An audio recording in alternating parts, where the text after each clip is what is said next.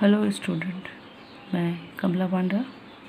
आज जिस टॉपिक को हम लोग पढ़ने वाले हैं वो है भंडारण, जिसे आप लोग वेयर हाउस के नाम से भी जानते हैं।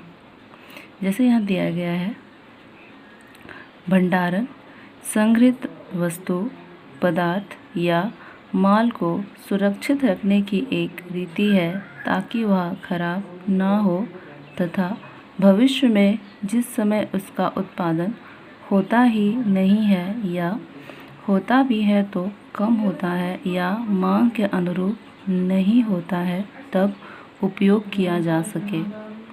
जैसे कि हमने पिछले क्लासेसों में पढ़ा है कि हमारे यहाँ जो कृषि उपज है उसका उत्पादन वर्ष भर नहीं होता है, बल्कि उसका उत्पादन केवल कुछ समय ही होता है।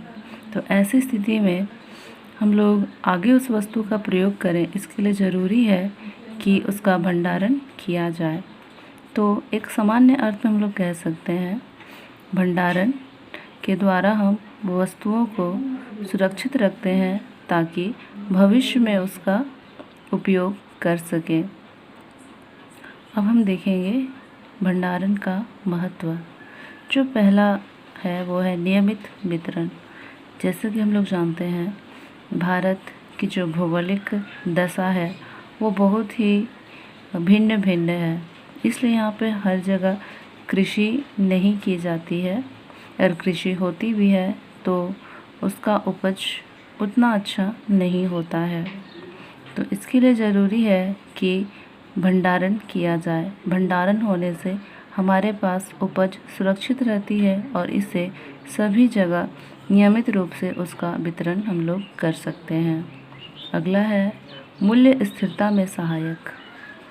जैसे कि हम लोग जानते हैं, हमारे यहाँ मानसून अगर अच्छी होती है तो उपज भी हमारा अच्छा होता है, लेकिन वस्तु का मूल्य गिर जाता है।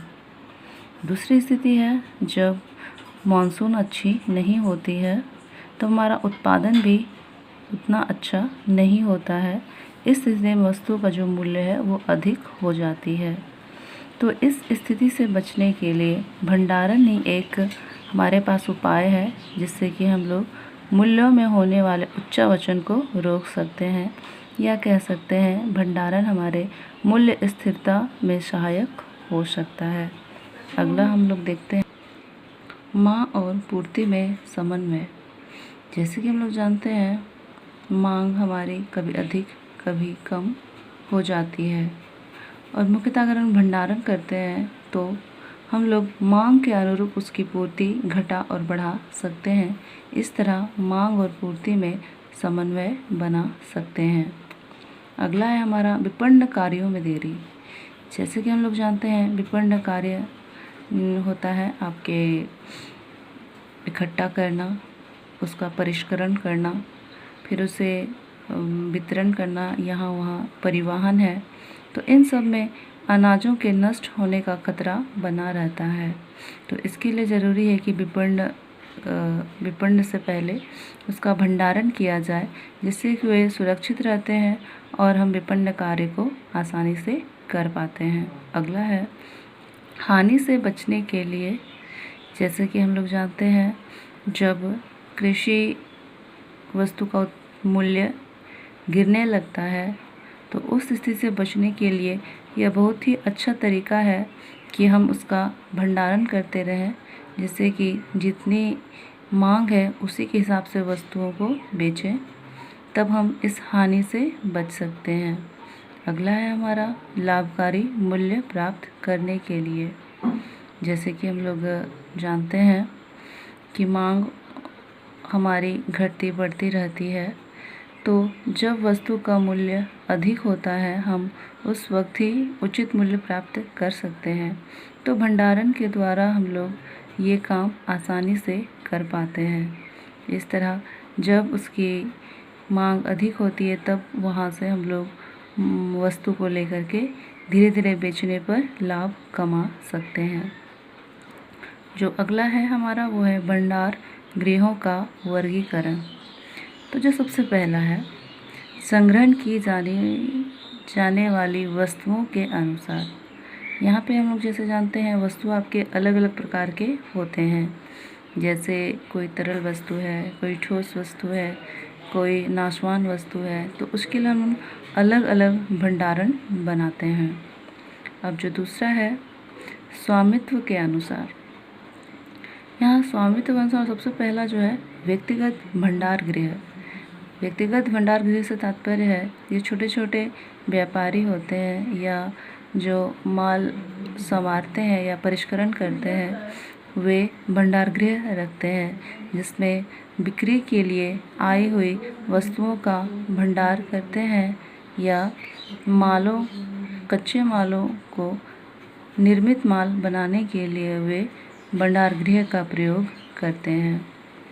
दूसरा जो है हमारा घरेलू भंडार गृह। मुख्यतः जितने भी उपभोक्ता होते हैं अपने घरों पर भंडार गृह रखते हैं आवश्यक वस्तुओं का। अगला सरकारी भंडार गृह। मुख्यतः ये सरकार उपभोक्ताओं, व्यापारियों और उत्पादकों के लिए करती है, जिसमें कि ये लोग अपने उपज को इन भंडार गृहों में रख करके फ्यूचर में या भविष्य में इसका उपयोग करते हैं। अगला जो है सहकारी भंडार गृह। सहकारी भंडार गृह, जैसे कि हम लोग जानते हैं सहकारी समितियां मुख्यतः 10 लोगों द्वारा ये बनाई जाती है और यहाँ पर भारत में 3 स्तरीय रूप से कार्य करती है। तो ये भी अपने अपने भंडार गृह रखते हैं जो गांव स्तर पर होते हैं, जिला स्तर पर होते हैं और राज्य स्तर पर होते हैं। इनमें भी व्यापारी वर्ग या उत्पादक वर्ग अपने अनाजों का भंडार वहाँ रख सकते हैं या उनका प्रयोग कर सकते हैं। अगला जो है अनुबंध भंडार गृह। यह अनुबंध भंडार गृह वे भंडार गृह हैं जो आयात की वस्तुओं के लिए बने होते हैं। जैसे किसी बंदरगाह के किनारे ये भंडार गृह बनाए जाते हैं आयातित वस्तुओं के लिए। यहाँ पर जब तक वस्तु बेची नहीं जाती तब तक वहाँ रखी जाती है, तो उसके लिए उन्हें उत्पादकों या कृषकों को उसका मूल्य देना पड़ता है। अगला हम देखेंगे भंडार गृह निर्माण के उद्देश्य। मुख्यतः इसका जो पहला उद्देश्य है कृषकों, व्यापारियों आदि को संग्रहण सुविधा देना।